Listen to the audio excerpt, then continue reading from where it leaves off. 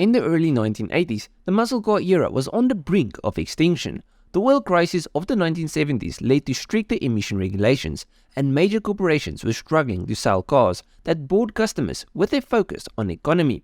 In an effort to make the third-generation Mustang even more popular, Ford turned to an unlikely partnership with McLaren, resulting in the creation of 10 wild fox bodies that donned McLaren badges. You see, in the 1980s, Ford and McLaren collaborated to create a high-performance Mustang. The project was called M81, and the aim was to create a street-legal car that resembled the IMSA-spec race car that McLaren had built for Daytona. The M81 Mustang Prototype featured a turbocharged 2.3-litre four-cylinder engine that produced 175 horsepower, thanks to McLaren's upgrades.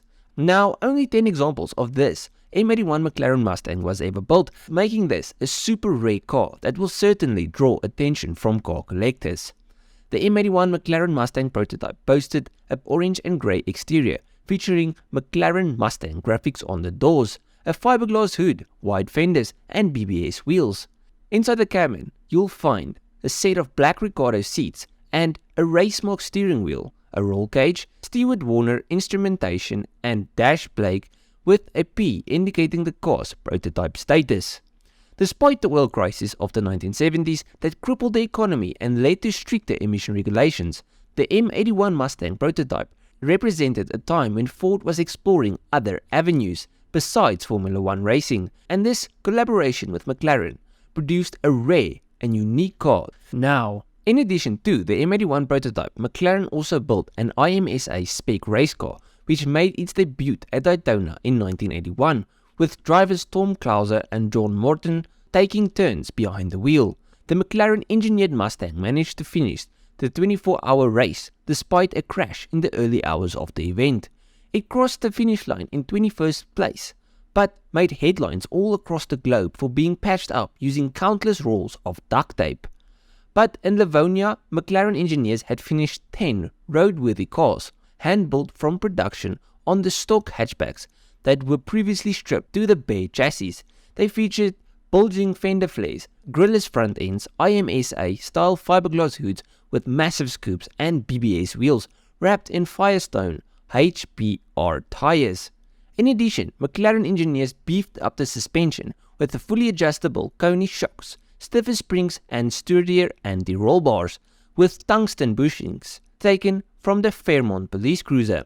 Now, unlike the competition spec sibling that was powered by the legendary Cosworth PDA, the M81 Mustang prototypes were equipped with a turbocharged 2.3-litre four-cylinder engine, which was a significant improvement over the standard engine. While 175 horsepower doesn't seem like a lot these days, it was a sizable improvement over the 132 horsepower that came stock. Now, in order to comply with emission regulations, boost was limited to just 5 psi, so the rated output stood only at 132 horsepower, which is the same figure as the standard spec 2.3-litre turbos. However, these engines were more than capable of handling a lot more power. Two of the cars were fitted with boost cages, and the turbos could go all the way up to 10 psi, which translated to about 180 horsepower.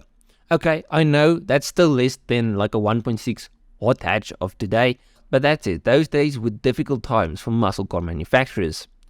Now, one of these cars are going for auction, and the rarity of the car is reflected in the expected auction price of between $75,000 and $100,000. However, 6 years ago, a different McLaren Mustang failed to sell, as bidding maxed out at $24,000. But that model had been driven 4,887 miles, nearly 9 times as much as the prototype that's going up now. Now, for collectors, this car might be a great investment, but I don't know. Let me know what you think. Would you pay $75,000 to $100,000 for a Mustang with 130 horsepower?